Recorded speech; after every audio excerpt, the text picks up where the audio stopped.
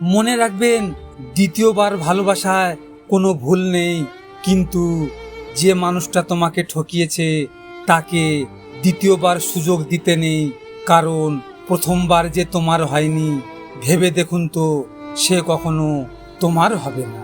একটি ছেলে একটি মেয়েকে তার জীবনের চেয়েও বেশি ভালোবাসতো, কিন্তু সেই মেয়েটি তার সাথে ভালোবাসার নামে অবহেলাই করত। একদিন ছেলেটি মেয়েটিকে ডেকে বলল, আচ্ছা বলো তো, এত অবহেলা করার কি দরকার? আর অবহেলাই যদি করবে তাহলে তুমি তোমার ভালোবাসার মায়ায় কেন জড়ালে? মুখের সামনে বলে দিতেই তো পারতে যে তোমাকে আর ভালো লাগে না। সত্যি বলছি, কোনোদিনও আর তোমার সামনেই আসতাম না। জানেন, মানুষ খুব তাড়াতাড়ি বদলে যায়, কেন যেন এমন হয়? দেখবেন, পরিচিত হওয়ার সময় একরকম, পুরাতন হয়ে গেলে আর একরকম। কারো বদলে যাওয়াতে আমার কোনো আফসোস নেই, তবে কেউ একজন ছিল যার প্রতি আমার নিজের থেকেও বেশি বিশ্বাস ছিল, ভরসা ছিল।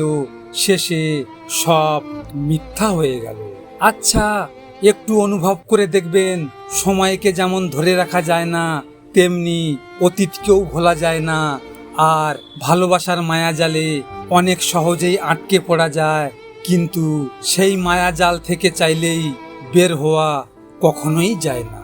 একটা কথা মনে রাখিস, আমার পরে হয়তো তুই হাজারো মানুষ পাবি, কিন্তু ওই হাজারো মানুষের ভিড়ে আমাকে আর পাবি না। মনে রাখবেন, যে পাখি একবার বাইরের খাবার খেয়ে ফেলেছে তাকে ছেড়ে দেওয়াই উচিত, কারণ যতই চেষ্টা করেন তাকে আর পোষ মানাতে পারবেন না।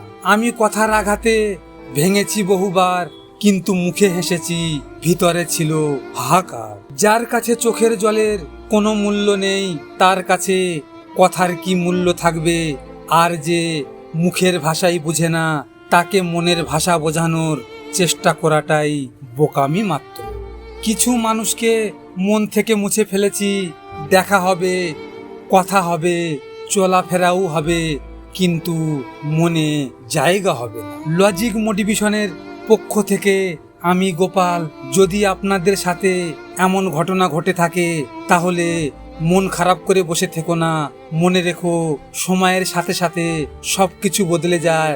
ভিডিওটি শেয়ার করো তোমার প্রিয় মানুষের সাথে, অথবা যে তোমার ভালোবাসাকে অবহেলা করেছে তার সাথে। সব শেষে তোমরা ভালো থেকো, নিজের খেয়াল রেখো। ধন্যবাদ।